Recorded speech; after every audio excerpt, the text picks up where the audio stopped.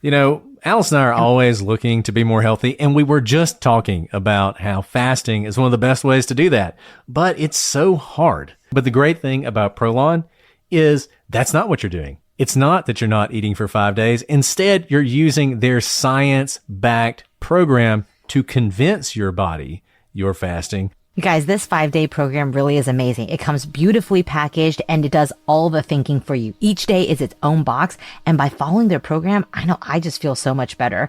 And I can't wait to experience Prolon Next Gen and continue to see results. For a limited time, you can be first in line to experience the new Next Gen at special savings. Prolon is offering the Prosecutors listeners 15% off site-wide plus a $40 bonus gift when you subscribe to their 5-day program. Just visit prolonlife.com/prosecutors. That's PROLONLIFE.com/prosecutors to claim your 15% discount and your bonus gift. prolonlife.com/prosecutors.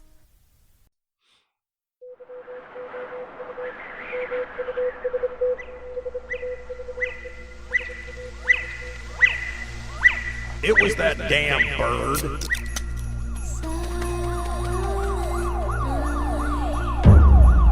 The following is a collect call from a person presumed nice until proven naughty. Santa Claus. Clean out your ears. Coming late 2021 to your pot stocking. I'm out on county line. Mile marker 9. Got a signal 71. It's Slay. Red in colors appears to be unoccupied. We're spinning a yarn about a misunderstood elf out to spread Christmas cheer and the system hell-bent on punishing him.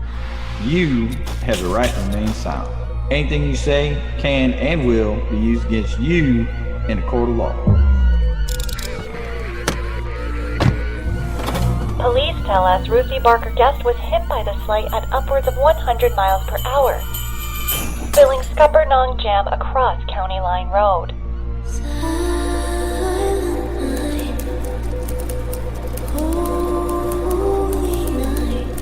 When they arrived at Rita Barker's home, they broke the sad news.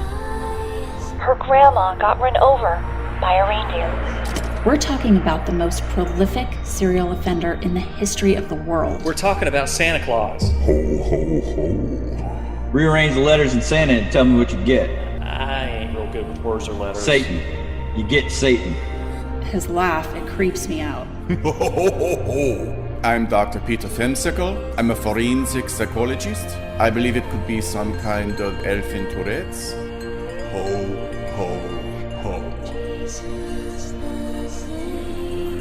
By all accounts, Ruthie Barker Guest was a swell lady. I'm telling you, he's innocent. I'm gonna prove it. One ticket to the North Pole, please. You are 3,995.567530 miles from the North Pole.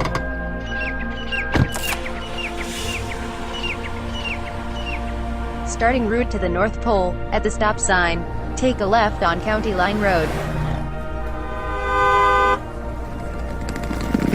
I had no idea that this journey would involve planes. May I have your attention, please, as we go through the following safety instructions. Please turn off all electronic devices. Once airborne, the captain will let you know when you can use approved electronic devices. Trains and automobiles. Even one of those sled dog type situations. But eventually, I made it. Welcome to the North Pole. Want to play? I'm investigating a homicide. What can you tell me about the man we know as Santa Claus? You better watch out. Better not cry. I'm Richie Buck. Make room for a gift this holiday season. Santa Claus gone and got himself arrested. Since nobody else will step up to save Christmas, guess I'll have to. Santa may be a criminal. A Yuletide investigation. 12 Days of Chaos begins Black Friday. Coming soon, wherever you listen to podcasts. Like, follow, and subscribe for updates.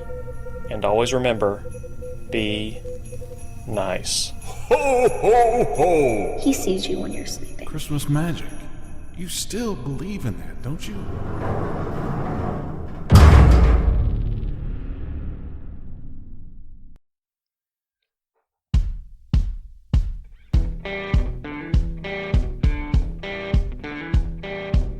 I'm Brett, And I'm Alice. and we are the Prosecutors.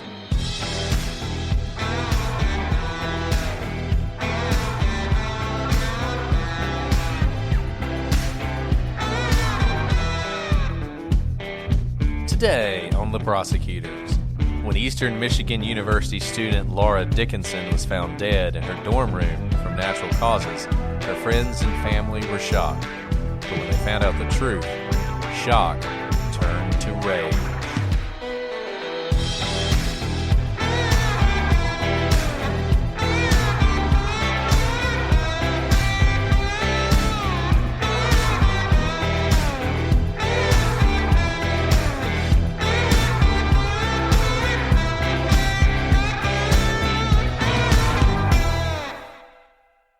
Hello, everybody, and welcome to this episode of The Prosecutors. I'm Brett, and I'm joined, as always, with my incandescent co-host, Alice.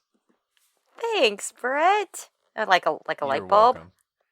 You're just like a light bulb. You're always going off. That Haven't all incandescent light bulbs been replaced with LED light bulbs? So does that mean I'm to be replaced? obsolete? Yes, No. obsolete. Everybody liked incandescent light bulbs better anyways. You know, they didn't take forever to turn on. Now, they didn't last as long as these newfangled light bulbs, but I think it's more your just constant glow, the light that you shine on us all, Alice. It is just, to podcast in your light is a true blessing. That was a very nice word. And I do actually prefer incandescent light bulbs. You don't see all the flaws on your face. Oh, there you go. There you go. That's true. Sometimes light is not a good thing. Too much light. Too much light. Too clear. I mean, come on. I don't think you're a real person if you haven't been shocked by your own appearance when you accidentally turn on the camera, like switched over and you see your own face on your camera. It's a frightening view. I know. It's something you can do during Halloween to scare yourself. And myself, actually, not you, of course. There's no offense taken whatsoever, because I've scared myself a lot. Well, good. I'm glad to hear that. Well, Alice, it's always good to be back with you. This is always the highlight of my day. I know it was a hectic Monday at work, so it's good to be able to sit down and talk about a new case with you and with everyone out there. So I guess we should dive in. First of all, I want to thank Nicole for bringing our attention to this story. This was actually not a story that I had ever heard before, and I think that is one of the reasons that we wanted to cover this case, because it seems like a story that should be better known. And I'm not going to say that it was swept under the rug, but it certainly is not as well known a story as it should be. And that's the story of the death of Laura Dickinson. And the story we're going to tell you today is one that I think is going to make you angry, and it's going to shock you. It is a true crime story, and we're going to talk about the true crime. But there are other parts of this story that are criminal, but in a different way. So Laura Dickinson was 22 years old, and she had everything in front of her. After receiving an associate's degree from Grand Rapids Community College, Dickinson decided to seek a degree in nutrition. And for that, Eastern Michigan University was perfect.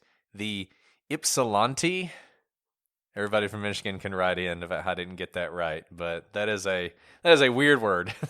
The Ypsilanti, Michigan University of about 23,000 was known for its nutrition program, and it was only 2 hours from Laura's home and family. So this is exactly the kind of place she wants to go to be able to start the life that she sees ahead of herself. And she dives in to the community and the life at Eastern Michigan University. She joins the crew team. She becomes part of campus life from her dorm room in Hill Hall. And as Christmas approached, everything was going great, and no one had any reason to suspect what was coming. Alice, before we continue, I want to talk about one of our favorite sponsors, PDS Debt. Alice, as you know, you go into law school, you go into college, you're taking out these loans, and it takes years to pay them off, and people struggle to keep their heads above water, and then you have credit cards and mortgages, and life gets hard, and that's where PDS Debt comes in. And I know everybody out there is thinking this. How many of you feel like old debt or bad financial decisions, or even good financial decisions, are holding you back in life? Our sponsor, PDS Debt, has customized 0% interest options for anyone struggling with credit cards, personal or student loans, medical bills, collections, or any other type of debt. PDS Debt is so confident they can save you money, they are giving our listeners with eligible accounts $25 Visa gift cards just for learning how to handle their debt. All you need to do is complete their quick online debt assessment and find out how much you can save. Bad and fair credit are accepted, and anyone can start saving now. Go to pdsdebt.com/TP and find out how to resolve your debt now. Now, you must have over $5,000 in eligible debt to qualify, and PDS Debt rolls all of your payments into one low 0% interest monthly payment, which helps you save thousands in interest and fees, so you can pay off your debt in a fraction of the time with one low payment each month. You can clear up your credit so you can start using it to make financial moves in the future. So if you're making payments every month on your debt and your balances aren't going down, this program is for you. The average American with credit card or personal loan debt over $10,000 ends up paying back 2.5 times what they originally spent. So go to PDS Debt, where they are offering a $25 Visa card to listeners of our show with eligible accounts just for completing the quick and easy debt assessment. That's www.pdsdebt.com/TP. That's pdsdebt.com/TP. Take back your financial freedom today by visiting pdsdebt.com/TP. Craving your next action-packed adventure? Audible delivers thrills of every kind on your command, like Project Hail Mary by Andy Weir, where a lone astronaut must save humanity from extinction, narrated with stunning intensity by Ray Porter. From electrifying suspense and daring quests to spine-tingling horror and romance in far-off realms, unleash your adventurous side with gripping titles that'll keep you guessing. Discover exclusive Audible originals, hotly anticipated new releases, and must-listen bestsellers that hook you from the first minute. Because Audible knows there's no greater thrill than the one that speaks to you. Discover what lies beyond the edge of your seat. Start your free 30-day trial at audible.com/WonderyUS. That's audible.com/WonderyUS. On December 12, 2006, at 7 p.m., Laura attends a secret Santa party hosted by the crew team. At 11:12 p.m. that night, surveillance cameras show Laura entering Hill Hall carrying a stuffed toy inside a red and green holiday gift bag. At 11:30, Laura calls her boyfriend, Travis Scott, and this is the last time her phone is used. The next day, December 13th, 2006, at 4:23 a.m., Orange Amir Taylor III is captured on surveillance entering the dorm wearing a black sweatshirt and hood over his head. Then, a little more than an hour later, at 5:56 a.m., Taylor is captured leaving the dorm and is now carrying a bag under his sweatshirt. It appears to be the same bag Laura brought from the Christmas party the night before. And obviously, this is an ominous turn of events. This is a normal night for her. She goes to have this party with her crew team. Everything seems fine. It's the kind of thing we've all done. These stories Some of the stories we cover are bizarre and they're weird, and you can't really ever imagine yourself being in that situation. Like, it's difficult. We're never going to be, I mean, Alice is never going to be, I might be. We're never going to be on the side of the Dyatlov Pass, right? That's not going to happen.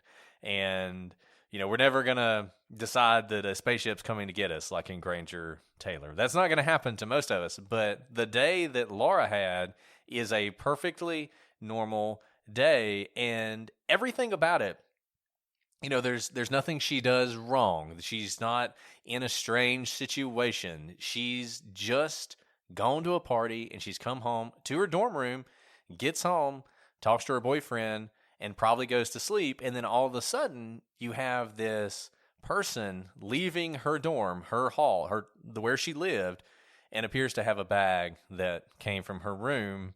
And unfortunately, that's going to turn out to be exactly what happened. 2 days later, on December 15th, the sanitation department of the university receives complaints about a foul odor coming from room 518 in Hill Hall. A worker let herself inside, and there she found something devastating: Laura's body. Laura was lying on top of a blue blanket on the floor next to her bed, wearing only a white tank top. She was naked from the waist down, and a pillow partially covered her face, and a used tampon lay near her body. Police are called, and they immediately suspect foul play and treat the scene as a murder investigation.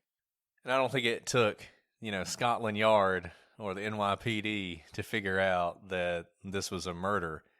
And Alice has just described the facts to you in the scene, and it seems pretty obvious that whatever happened to Laura, we said in the beginning that she died of natural causes. Doesn't sound like it, does it? It sounds like somebody did this to her. And yet, the next day, December 16th, Eastern Michigan University issues a press release announcing Laura's death, but noting that there is no reason to suspect foul play. And that's a quote. There is no reason to suspect foul play.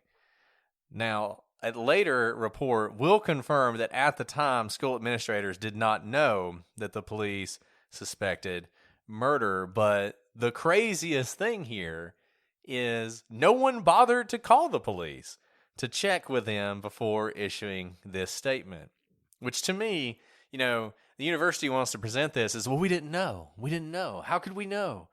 Well, you could have picked up the phone and called. I mean, you have a dead girl on your campus. She's 22 years old. It's possible she died of natural causes or misadventure. It's possible she went out, she had a lot to drink, and died of alcohol poisoning. I mean, that's a possibility, but it's not like that happens that often. I think it's probably much more likely that something untoward has befallen a 22-year-old woman who dies on your campus. And I'm just going to point out, maybe for those of you who don't know, you typically don't take out a tampon that you are using not in the bathroom, right? And what this is suggesting is she likely did not try to change her tampon in her own room. Someone probably took that out. Why? Well, we can talk more about it, but there's kind of an obvious reason. Yeah, and you've got this situation where the police suspect murder. I think that's one of the main reasons. And the university is trying to say, well, we didn't know. Well, we'll also learn later on that both the director and assistant director of Eastern Michigan University's Department of Public Safety were on the scene when Laura's body was discovered. But you may be thinking to yourself, okay, we're being too hard on these people. It's the next day. These things happen. Miscommunications happen. Mistakes are made. People are human. Everybody's human. So, surely the next day or the next day or the next day, the school would have issued a statement clarifying this and letting people on campus know, hey, there's danger here. But they don't do that. On December 26th, so 10 days later, December 26th, 10 days after this crime occurs, police identify a suspect, Taylor, who we've told you about, and they inform Eastern Michigan University. So they are certainly aware at this point that Laura was likely murdered, and in fact, we have a suspect. And the other thing they know is that the police suspect that Taylor may have Laura's key to the building. He may have the key to this hall where all of these people live, allowing him easy access to that dorm whenever he wants to go inside. They also know that Taylor is not some stranger. He's not some guy who just happened by and probably went on his way. He is a student at Eastern Michigan University. He is attending classes every day with other people on that campus. Despite this, the school does not issue a statement about the danger of having someone who may have committed a murder on campus. Now, look, it would be one thing you don't want to say Taylor did this. The reason we're harping on this is because the reason you would put out a statement warning people is that this is a kind of a closed community, right? Closed community in the sense that a school usually has security around its buildings. And when there's a danger for your community, you're supposed to let people know. I know it can send panic and it's not good PR for the school. The school could kind of come under scrutiny, hot water, what have you, but it's kind of their duty to let the community know when there is a danger that could be present for the other students or the other people on campus. And we've talked before about criminals who commit a crime and you're like, did you not know you were going to get caught? And when I was thinking about this case and thinking about what Eastern Michigan does, and we're not even done, it's like, did you actually think you could cover this up? Like, did you think you could get away with this? And also, the added step of saying we suspect no foul play or there's no reason to suspect foul play seems misleading to me. Oftentimes, you'll see early stages, breaking news, and then it'll be updated by the minute where they just say a body has been found, period. They don't say anything. They don't say foul play, not foul play, because there's not enough information. So the fact that they took this added step of adding no reason to suspect foul play seems misleading, because even though it may start the rumor mills and even make people nervous, they didn't have to go so far as to say that. They could have just announced that there has been a death on campus and an investigation is underway. Yeah, and I mean, it's an open question what you should do in that initial moment. We talked about this with Delphi. So immediately after Delphi, the two girls were killed at Delphi, the police said that there is no danger to the community, which to this day has led people to think that they know who did it or they know the person's dead. I mean, all sorts of speculation. You know how Delphi is. All sorts of speculation about Delphi. And we talked about that. Like, why did they actually do it? The reason they did it was to avoid panic. They didn't want people to panic. They didn't want people to think there's a serial killer out here targeting children and freak out. But Brett, what's so interesting about this is I completely understand kind of the crowd control panic. But notice the date. It's December 16th. So likely, I don't have the EMU's academic calendar in front of me, but likely they're about to break for the Christmas or, the holidays right now, which is probably why Laura had been at a holiday party with her crew team. And so likely people are about to disperse and leave campus anyway. And this is kind of the best time in case there is a danger on society to get people off campus as the police do their work and try to investigate what's going on. Obviously crowd control is important, but here we may have actually an ideal situation in terms of when to investigate a case. Yeah, I mean, that's true. There's just so many factors here that really make this inexcusable. The fact that it's likely a student who did this. So that this person is in the middle of your community all the time. And you know who they are, and they may have a key, so they may have easy access to the dorms. You already have one girl who's been murdered in her dorm room. And it just feels like you're just rolling the dice that this isn't going to happen again. You're just hoping it doesn't happen again. You're not giving people the information they need to defend themselves, to protect themselves. I have a funny story about this. A little bit of humor before we continue on in this not very humorous case at all. When I was in college, so I went to the University of Alabama, as most of you know, and Alabama, I don't know why this is, but basically 100 and Alice will think this is funny, being an Alabama fan, but there's all these insane asylums in Tuscaloosa, right? Wait, is that essentially, true? It's true. It's 100% true. In fact, one of the first sort of new age humanitarian insane asylums, mental health hospital, whatever you want to call it, was built in Tuscaloosa like 170 years ago. It's called Bryce Hospital.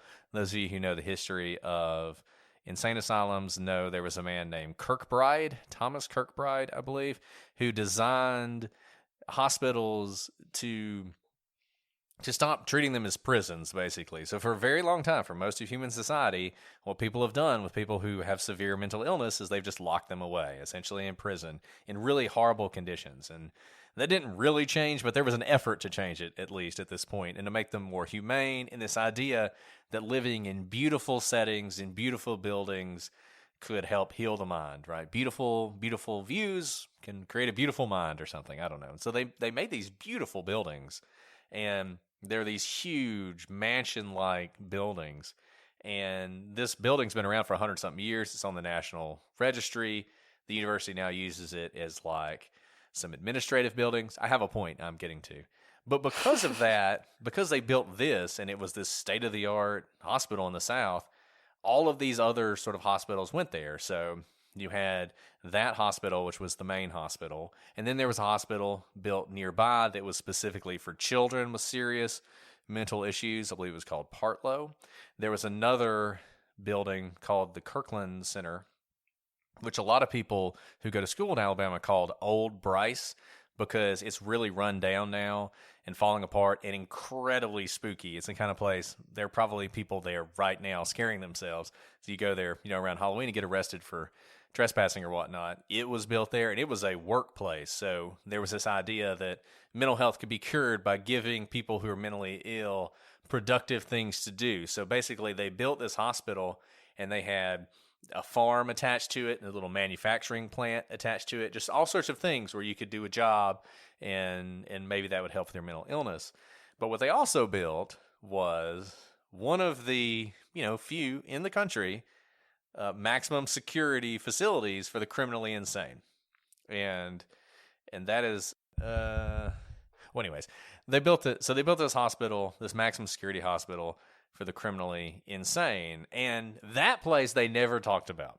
So I didn't even know it existed for most of the time I was in school. I knew about these places, these other places, which were mostly closed down, but nobody talked about that place. And then one day I'm reading the newspaper, because back then, old that I am, you still read newspapers. So we'd go to lunch and you'd actually read the newspaper. And there was a story about how a guy had escaped from the maximum security facility for the criminally insane, and they had caught him in Nevada. So he had escaped from there, and he'd made it all the way to Nevada before they caught him. The interesting thing, there were two interesting things about this guy. Number one, he was literally an axe murderer. He had murdered his family with an axe. Literally an axe murderer. That's the first thing. And the second thing is they had decided not to inform the student population to prevent panic. And I'm like, yeah, there was an axe murderer who escaped from the mental facility and you didn't tell anybody, and it just kind of worked out. But I'll never forget reading that article and being like, I cannot believe no one told us this. Taylor Hardin is the name of that facility. And I don't know, when I was reading this, I kind of thought about that. Though that I think is somewhat defensible. I'm sure they didn't think there was real danger to the university community. And I understand there is sort of this balancing act.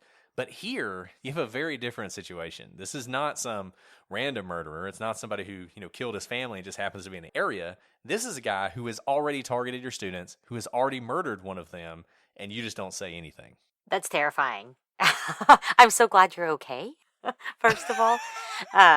But isn't that interesting when those sorts of things come out? And I haven't worked in PR or whatnot within a university setting, but I can imagine these are conversations and there are risks and benefits to what the school has to do. But at core, it just feels to mislead is fraught, right? Because what if something had happened to another student on campus? That would open up a lot of liability there.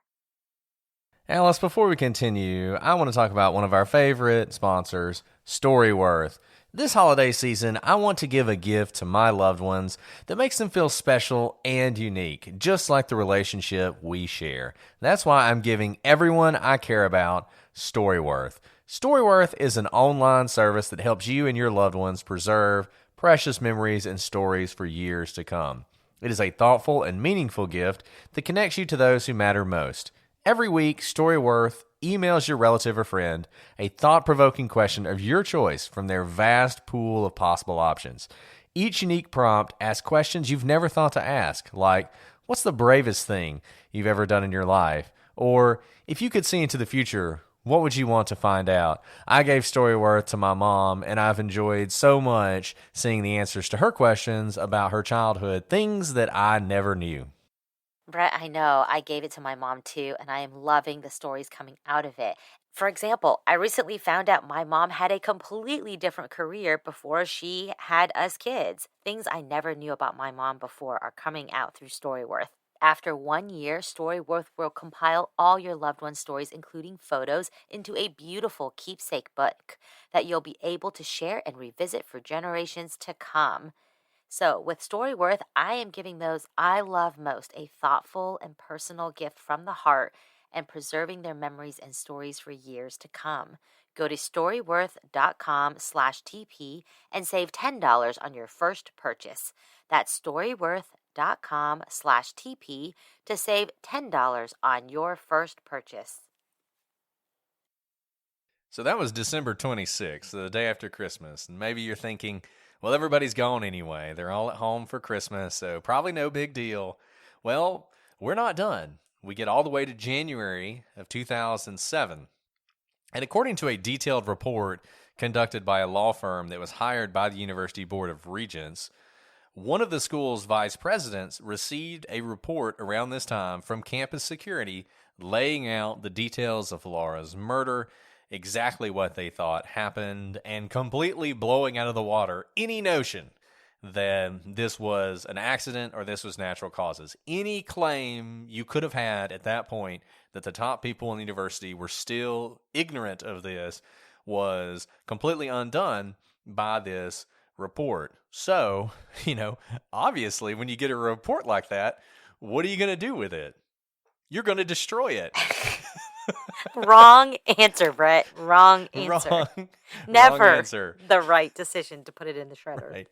Yes, no one should consider that legal advice because it definitely wasn't. But that's exactly what they did. Rather than forward the report up the chain to the campus attorneys to try and decide what in the world are we going to do, how are we going to handle this, how are we going to protect our students, this vice president shredded this report as part of what he would later term damage control. Oh, dear. Oh, dear is right. That's not good. That is not good at all. And by the way, you may be asking, why is there a law firm being hired by the board? So when it's a whistleblower or some allegation of misconduct, oftentimes you will see that the board of trustees, the board overseeing some sort of university or nonprofit or other organization, will hire outside help in order to have essentially kind of an unbiased view into an investigation themselves. That may sound strange, but literally they are hiring someone else to investigate their own organization. This is actual damage control, right? Because you want to show those who give your school money, you want to show your student body, those who are paying tuition, the state of Michigan, etc. You want to show them we have nothing to hide, and also we want to get to the truth, which is why we are paying money to have an outside firm investigate us. And this is how they came about this. And it's really interesting because you have essentially a private firm acting like investigators, law enforcement. Only normal private parties don't have this power ordinarily, only when the investigatee gives them access to all of their board members and employees, etc., for interviews. I actually did one of these once when I was in private practice. I was on the team, very low level person on this team. I did a lot of document review, and we had a case where a private company that you've all heard of, but I won't mention, was involved in I mean, we go legal nerd on this show. We're about to go real legal nerd. So there is a statute that basically says that an American company can't bribe a foreign government. So you can't go to a foreign country and, we're at a terrible disadvantage. So there'll be like a Russian company and an Indian company and a French company and a German company and the Chinese company, and they're all bribing the local officials to try and get the contract. All of them are, right? And the law is that we can't do that. So if we come in and they're like, well, the Chinese are offering us $1 million for this contract. What are you going to offer? We just have to be like, a really good deal? Anyway, so if, however, you decide to offer $2 million, what eventually will happen to you is you will be found out and indicted. And it's a big deal because it looks really bad for an American company to be bribing a foreign government. You can imagine that's just not a good thing. So what usually happens is the company essentially will throw itself, at the mercy of whatever entity is investigating it and say, let us hire someone to figure out what went wrong and to fix it. And that's what we were doing. In this instance, it's called compliance monitorship, and it's just as boring as you think. And you have to go through all their documents, figure out exactly how it happened, who was responsible, where the protections of the company failed, what they should have done, what they didn't do. I actually uncovered an affair. It was completely random. I mean, it didn't matter. But this company had an office. This is another aside. This company had an office in Geneva, I think. And one of their people, all his emails were in English. Because he was from the United States, so you would expect all his emails to be in English, including to his secretary. And then suddenly they were all in French. And so I didn't read French, right? So I put one of these emails through. It was like, this was before Google Translate. It was like Babelfish or something I was using to translate this. And the email said, like, event, party at my place, time, 8 to a question mark, dress code, optional. And I was like, oh, okay. And those are the kind of things you discover when you do document review, and they keep you sane. But in any event, Alice is 100% right. This happens a lot. It's really lucrative for law firms, and they will write these really long reports that just lay bare what you did. And really, they are not to protect you. They're not to make you look good. In fact, you kind of want them to skewer you because, like Alice said, you want it to give comfort to people that this is serious, that you figured out what went wrong, and that you're going to fix it. And that was the point of this report. Sorry, and let's just cap this off. What's interesting, as I mentioned, is they're not actual prosecutors, right? And so note that after this investigation, even when a law firm finds wrongdoing, they actually can't bring charges. They can present their findings to law enforcement, but they don't actually have the power of the state to prosecute. So what do they do with this report? They publish it. You can make personnel decisions, right? You can fire people. You can restructure to avoid any sort of issue like this in the future. So it really is an introspective report. And, your hope is that by being so open and introspective and concerned about how this happened and preventing it from happening in the future, that any government entity that's looking at you will be like, you know what, we're not going to punish you as harshly as we would if we thought you were trying to cover it up. You've obviously know what you did was wrong. You're accepting responsibility. You're getting rid of the people responsible. You're putting in controls to make sure it doesn't happen again. So we're going to let this go. In the world of what I was doing, what we were always looking for is something called a non-prosecution agreement. And essentially, these companies would spend all this money. They would take all this time. They would do all these things to try and show they had learned their lesson, and they could get a non-prosecution agreement from whatever government entity it was that basically would say that you've learned your lesson, we're not going to prosecute you, and that way you avoid fines and you avoid all this other stuff, right? So that's what you're shooting for when you do those. And I think here,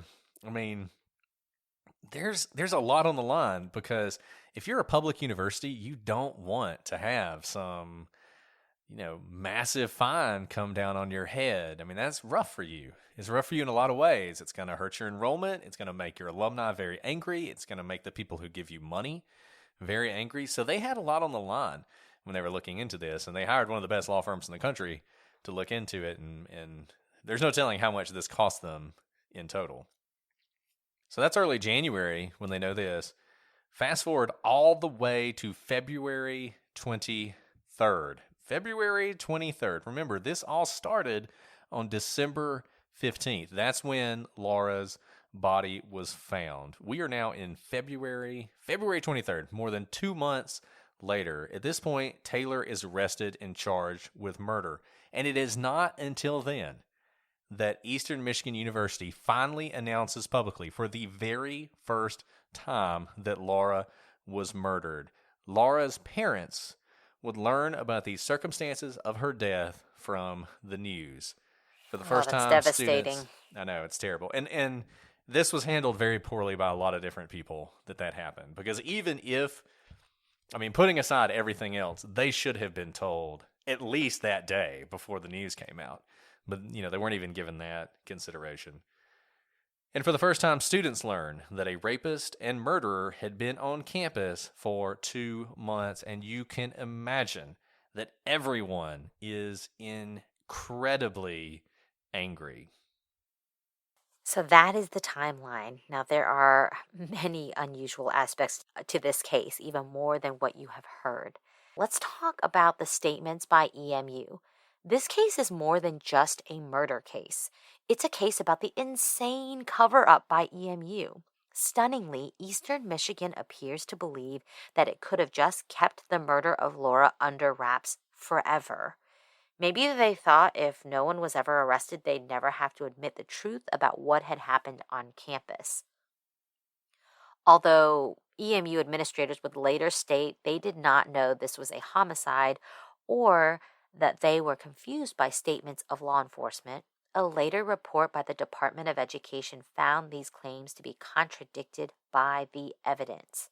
The report concluded, quote, "Not only did EMU fail to disclose information that would enable the campus community to make informed decisions and take necessary precautions to protect themselves, but it issued misleading statements from the outset, providing false reassurance that foul play was not suspected, and that it had no knowledge of an ongoing criminal homicide investigation prior to the arrest of the suspect."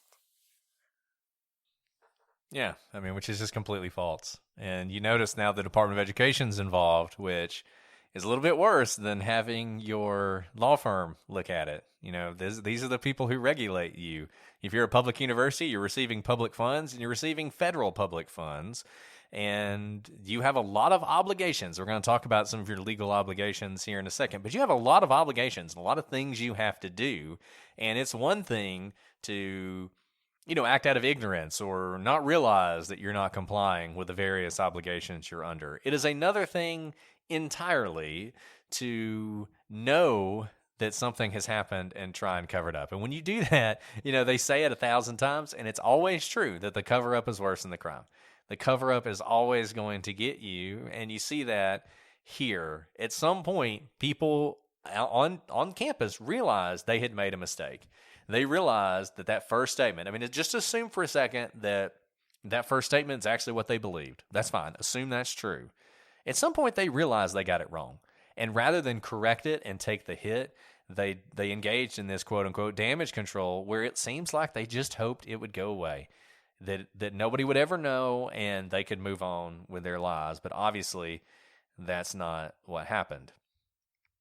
So we have a murder here.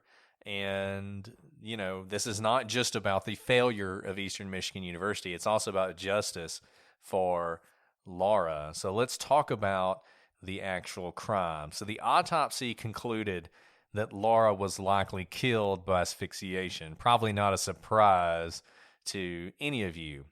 Unfortunately, because of the time between Laura's death and the finding of her body, the cause of death could not be definitively stated, nor could doctors find definitive proof of sexual assault.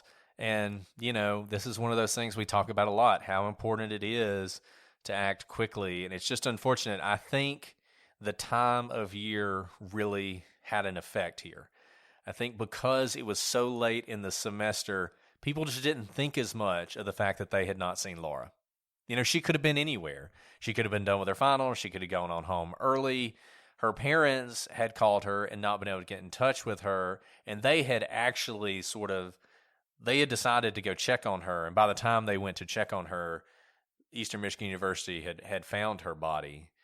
But because of that delay, even though it wasn't a significant delay, it's only a couple days, the process of decomposition had started. Asphyxiation is difficult to prove in the best of cases. You really do need to find the body early. And sexual assault can be the same way. It can be very difficult to prove sexual assault if you don't have instantaneous access. And they didn't have that here. And those facts would become important at trial. And one of the things that would become central at trial was Laura's heart condition. So Laura had a congenital heart problem called non-sustained atrial tachycardia. Taylor, in his defense, would claim that perhaps this is what had killed her, that in fact, she had not been attacked. She had not been raped. She had died of a freak cardiovascular event. So basically, she died of a heart attack. Now, unfortunately for him, an expert would testify that the condition was benign and that it would not harm the victim. To make matters worse for Taylor, he stated that he had never seen or heard or read anywhere in the literature about this condition of a woman who was the victim's age who died from a myocardial infarction, and that it would be extremely, extremely rare for a healthy young woman to die of any cardiac condition, particularly in these circumstances. Remember, Laura's an athlete. She's not somebody who's just sitting around on the couch like I tend to do, eating Cheez-Its. This is somebody who's on the crew team. And if you've ever attempted to row crew, that is really, really hard. It is hard for me to state how difficult that is. I tried to do that for like one day and I was done. And you can see a picture of her. She looks like the picture of health as well, right? She is not, she looks healthy. Her cheeks are rosy. She's of good body weight and muscle mass. Everything about her really screams healthy.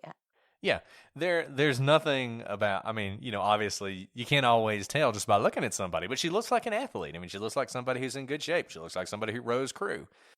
I will note this though, my son was born with a hole in his heart, and that is not that uncommon. A lot of these pediatric cardiac conditions resolve themselves, and it happened in my son's case, which is great.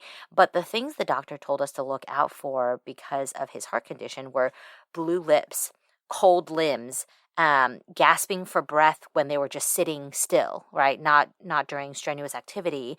All things that you all probably know. You don't need a doctor to tell you that those are things that you would look out for if you had a heart condition. And I don't believe that there was any trial testimony that Laura exhibited those symptoms ever, and certainly not in the weeks or days leading up to her death. There was a trial. Taylor was tried for Laura's murder. In addition to the video of Taylor entering the dorm, police collected semen from Laura's thigh that matched Taylor's DNA. They were also able to obtain fiber evidence. Fibers found on the victim's body and tank top matched the black acrylic fibers from Taylor's sweatshirt. They found the same black fibers on the pillow that had partially covered her face, and they also tape lifted Taylor's sweatshirt and found fibers that matched those from the blue blanket that Laura was found laying on top of. And can I just say, this is exactly how fiber evidence should be used. There are those of you out there who've heard all the problems with fiber evidence, and I just feel like in some of these cases you hear about forensic evidence and it gets really just, well, you can't trust fibers and you can't trust this and you can't trust that. And it's probably true that you should not hang an entire case on a fiber. That's a bad idea. But when you have a circumstance like this where you have other evidence that puts the defendant there, some strong evidence that puts him there, probably enough evidence on its own. And then on top of that, you can add in these fiber matches that just sort of go to confirm things. I think this is really good use of fiber evidence. Prosecutors played the tape interview with Taylor in which he admitted to breaking into dorm rooms on more than one occasion and stealing items he found inside. Taylor admitted to breaking into a room in Hill Hall the night of the murder and stealing a bag. He said, however, that he didn't see or touch anyone inside that dorm room. He certainly denied assaulting or killing anyone. I don't know how he's able to do that with this fiber evidence. What the fiber evidence tells us is that the black sweatshirt that he was wearing at some point touched the blue blanket that Laura was laying on. And also, remember, there was semen found on her thigh. Astonishingly, the first trial ended in a hung jury. This meant that there was not a unanimous vote from the jury to convict. And when there's a hung jury, there is no conviction. Now, 2 of the jurors bought the defense theory that Laura may have died of an underlying heart condition, despite the overwhelming evidence that Laura was raped and murdered by asphyxiation. In his closing argument, the defense attorney suggested that it was possible that Taylor had found Laura's dead, partially nude body and masturbated over it. The attorney said, quote, "It may be somewhat freaky, but does that make it murder? No." Which is such an absurd argument. We talk goodness. about the difference between reasonable doubt and doubt sometimes. And this is the kind of thing where you're just like, well, who knows? Maybe this happened. And unfortunately, 2 jurors are like, well, maybe it did. Who knows? Who can say? Do we have a video? We don't have a video. So how can we convict him? I mean, that's essentially what these people did. This is what we argue all the time to jurors, right? Just because there is a crazy world where you can explain the evidence to the defendant's favor does not mean reasonable doubt. He had to say that about the masturbation because there was semen found on her. So he had to explain that. So how many holes do you have to, hoops do you have to jump through? How many hoops do you have to jump through? We talk a lot about Occam's razor, and you do not check all reasonableness and all rational thinking at the door when you become a juror. Not at all. You bring your experience and your life experience to bear. Yeah, and this is, people talk about, I don't like talking about people who criticize us, but sometimes people, they listen to our episodes, they don't like how we come out, and they're like, well, they just speculate. That's all they do is speculate. And it's not speculation. You're using your informed judgment based on your experience, like Alice said. And Alice has already laid out some things for you. We know how she was found. I mean, does it fit your experience that this 22-year-old woman went into her dorm room, took off her pants, left her shirt on, took off her pants, took out her tampon, threw it to the side, then had a heart attack, fell onto the bed, and the pillow just happened to fall over her face? I mean, does that fit your experience? And then this guy walks in and is like, oh, dead person. Well, this is a great opportunity. I mean, no, that does not fit your experience at all. And also, it doesn't, just because the defense attorney doesn't bring it up doesn't mean you don't have to think about it. Let's say he did walk in and find a dead girl.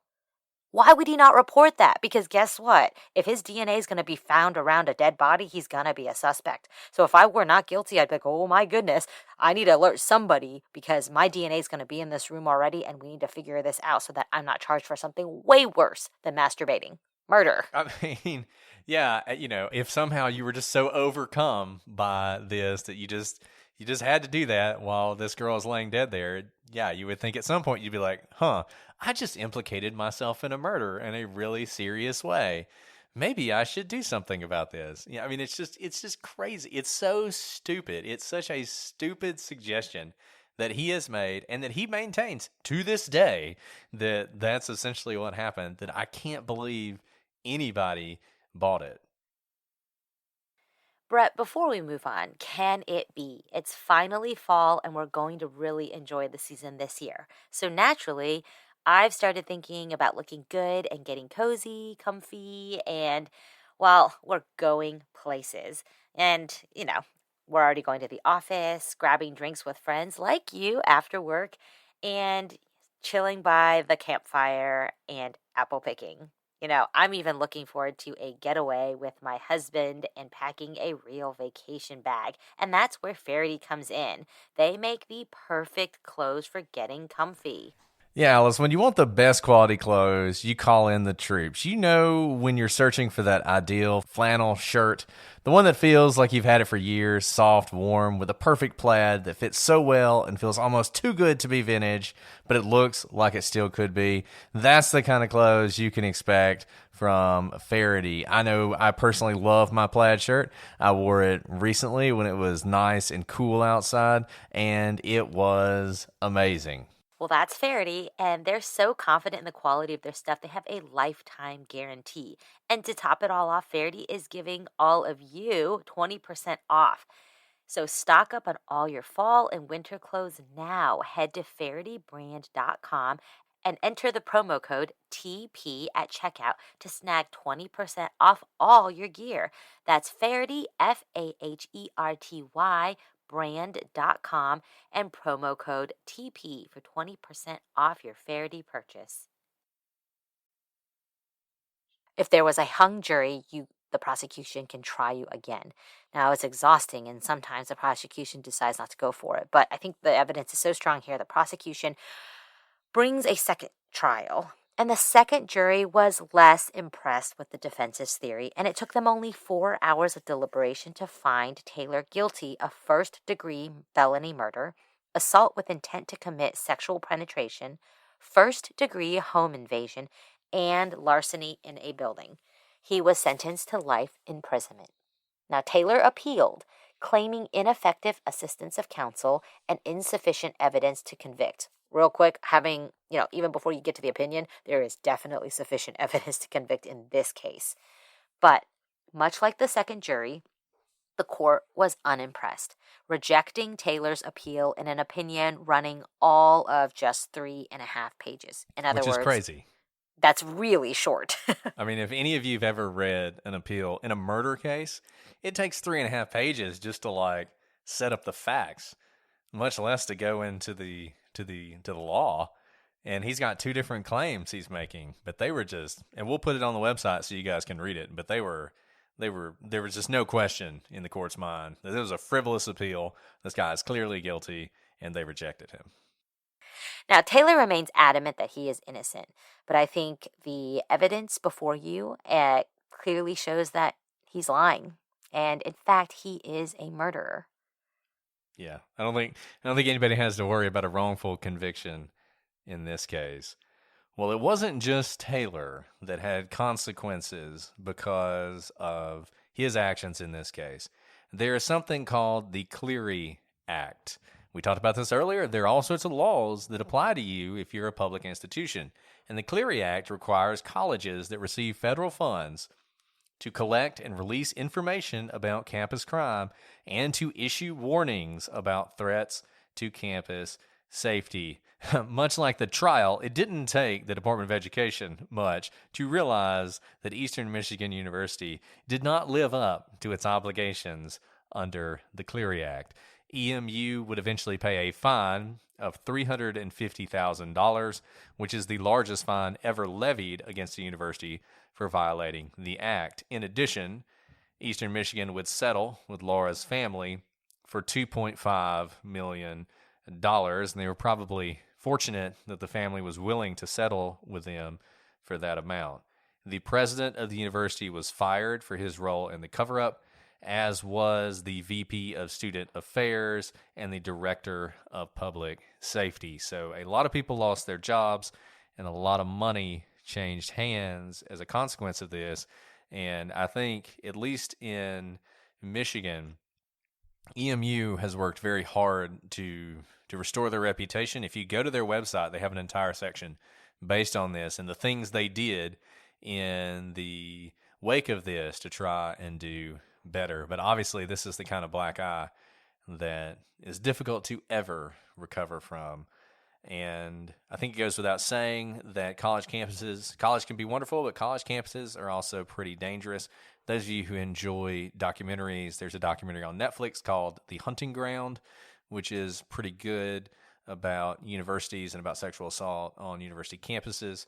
it's a tough documentary, but it's an enlightening one and an eye-opening one, and I would suggest you check that out. As for Laura and her family has attempted to keep her memory alive so that people remember Laura, not for what happened to her, but for the human being that she was. What a sad case. I mean, because it's already devastating enough for any family to have to bear the death of their healthy, vibrant, promising daughter, sister, friend, but to kind of have this all further complicated and demeaned with the university's cover-up is a really sad coda to this already very sad case. Well, they were really victimized twice. I mean, I think you can say that. They were victimized once when their daughter was murdered, and the university victimized them in the cover-up. And, I'm glad. I think what I'm glad is that the university's incompetence in covering this up did not prevent justice from happening in the end for Laura. And I'm also glad that nobody else was attacked in the interim. I mean, that's but for the grace of God on that one. So hopefully this is one of those cases that's a lesson for every college administrator. I've got to think when college administrators meet at their boondoggles to talk about campus security, this is a case they talk about and how to avoid this and how to make sure this never happens on their campus. So hopefully that's the one good thing that came out of this case. Well, like I said, this was a really interesting one, and I want to thank Nicole again for bringing this one to our attention. As soon as we read it, we wanted to do it. And I hope all of you will reach out when you have cases that are interesting from your area, or cases you're aware of, or cases you just feel like need more coverage. We are always looking for cases to do and cases to cover. And I don't know how much this has been covered in true crime, but the more we can sort of get eyes on these cases that aren't heard as much, I think we should do. If you guys have any thoughts, questions, comments, or any suggestions of cases you want us to cover, reach out to us at prosecutorspod@gmail.com, at prosecutorspod on Twitter and Facebook, Instagram. We're on Reddit. We're on YouTube. Join us at Patreon if you want to not listen to our ads. So we have a few things we want to talk about with you guys. Number one, a scheduling issue. We are going to take the last 2 weeks of this year off. And by that, I mean we're not going to release episodes those 2 weeks, but we're not going to take them off. We're actually going to try and record as many episodes as we can. Alice and I have a very, very busy first of the year coming up. I have a trial in January, and then Alice and I both have a trial in February, and that trial may last a month. It could last longer.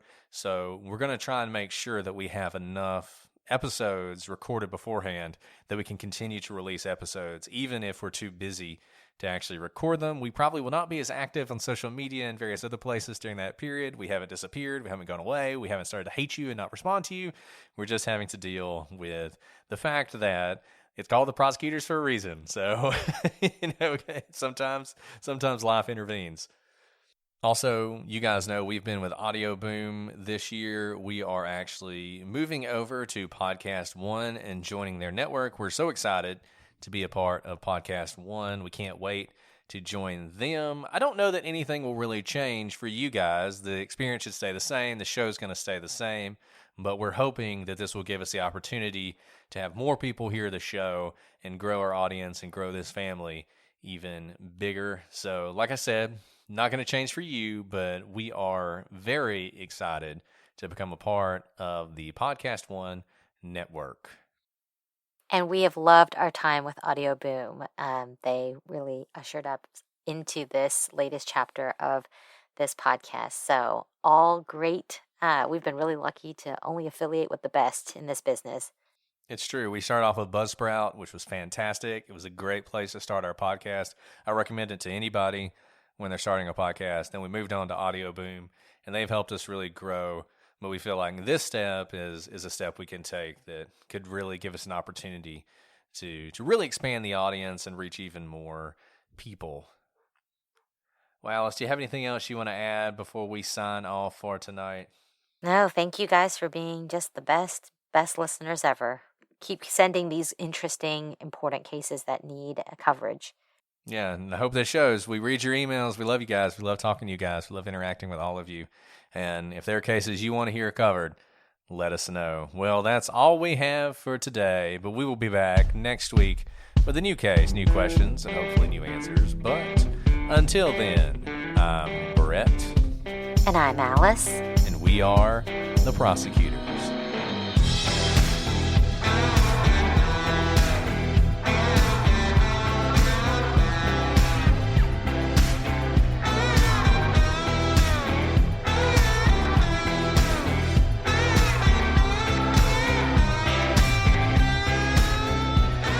Hey, there's danger here. But they don't do that. And it's not until December 26th when police identify a suspect, we've already told you about, Taylor, and inform Eastern Michigan University that... Oh, they don't even do it then. Okay, let me back up. But they don't do that. Who died from a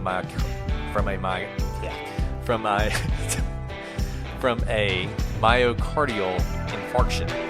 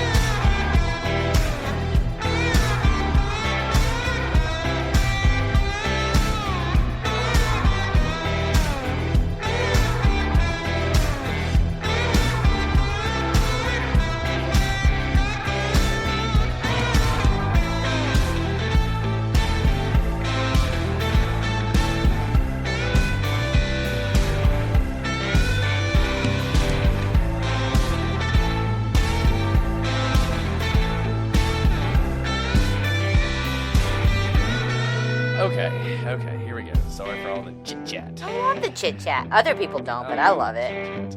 I actually think people do like it. I know. I think it's just the news thing. Okay.